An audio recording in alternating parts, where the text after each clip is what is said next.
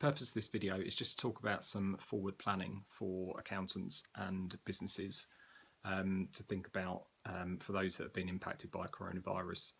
I had a conversation with an accountant earlier today about a scenario with one of his clients, which I thought would be familiar with a lot of people. Business perfectly viable before the recent difficulties. They've run into problems where the income has just dropped off a cliff. Creditors they can't pay, so they've approached the lender for the CBILS scheme to see if they can raise some funds that way.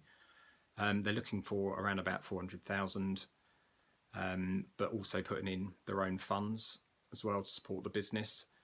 Entirely entitled to do so. Their concern is what happens in a few months' time when the furlough scheme, the other support initiatives are no longer there. What are their options? Their concern is that income won't pick up that quickly. Naturally, it's not going to be immediate, the effect once we come out of this difficult period. There's going to be a period where the income will take some time to pick back up, and perhaps they're going to come under pressure from creditors. Now, the immediate concern will be, could the lender take action to put the company into administration, perhaps?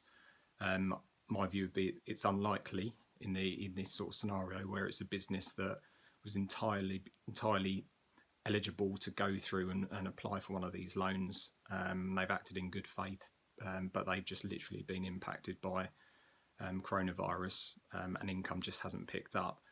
They're clearly not going to want to go through a liquidation process, and so today we talked about company voluntary arrangements to see if that was an option that might suit these sorts of circumstances. And I think it's that this scheme is going to be something that a lot of businesses look at as we come out of this period where the government support slowly drops off. Perhaps income doesn't increase as quickly as possible, and they'll be looking at options like that. So the company voluntary arrangement, a typical model for that would be that a business pays money into a pot, pays monthly contributions that are then distributed to the unsecured creditors. It doesn't have an impact on the secured creditors, so the lender itself will generally support that type of arrangement. What's going to be different in this type of circumstance is that I think that the voluntary arrangement process will be slightly different to normal, so it might be performance based, so that creditors will only receive the pot of money based on performance. So there's going to be a bit more thinking around what a typical CVA will look like when we come out of this coronavirus period.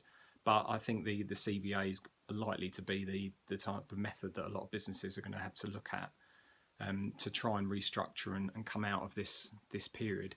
Keeps the company intact, retains all the employees. So it's in a way business as usual, but it just means that instead of the company having to go through into a liquidation process or an administration, it keeps that business intact. It can make contributions into a scheme that it then can distribute to those creditors that are owed money.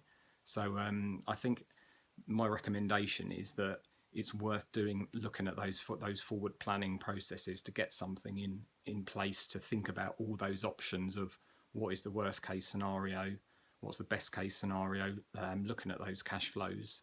It seems that a lot of businesses are comfortable that they can get through the next few months with this government support, but the key question is, what does it look like, say 3 to 6 months down the line?